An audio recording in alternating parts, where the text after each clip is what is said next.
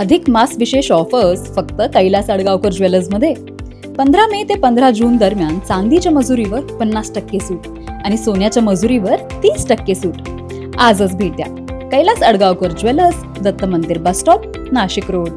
प्रभाग क्रमांक 25 मधील पाणी पुरवठा आणि मलनिस्सारण व्यवस्थेतील गंभीर समस्यांमुळे नागरिकांना मोठ्या प्रमाणात गैरसोयीचा सामना करावा लागत असून आरोग्यविषयक धोके निर्माण झालेले आहेत. या समस्यांकडे प्रशासनाचे लक्ष वेधण्यासाठी प्रभाग 25च्या नगरसेविका कविता अमोल नाईक यांनी आज सिडको विभागीय कार्यालयात विभागीय अधिकारी नानासाहेब साळवे तसेच पाणी पुरवठा उपअभियंता हेमंत पट्टे यांना निवेदन सादर केले.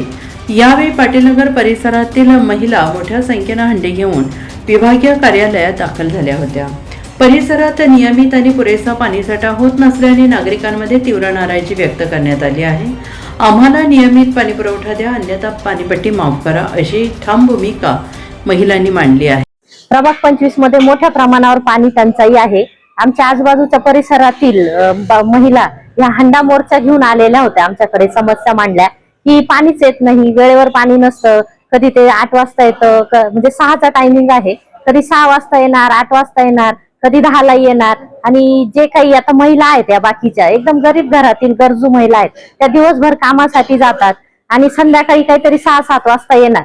तर ते पाणीच नसतं. डायरेक्ट स्वयंपाक करण्यासाठी त्यांच्याकडे पाणी नाही. 10 वाजता पाणी येणार, मग त्या कधी स्वयंपाक करणार. त्यांची लहान लहान मुलं तशीच बसलेली असतात आणि पाणी जे येतं एकदम कमी दाबाने, म्हणजे एक हंडा भरण्यासाठी किमान त्यांना 5 मिनिटं अशी बारीकला धार चालते, त्याच्यावर त्या हंडा भरला जातो.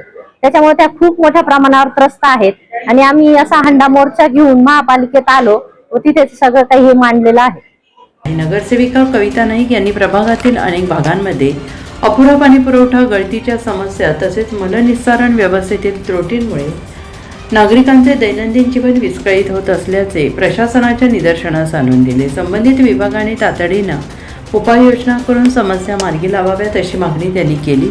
महिलांच्या आक्रमक भूमिकेमुळे प्रशासनाने संबंधित प्रश्न गांभीर्याने घेऊन आवश्यक कार्यवाही करण्याचे आश्वासन दिल्याची माहिती यावेळी देण्यात आली आहे. NCN न्यूजसाठी सचिन दिवटे, नवीन नाशिक.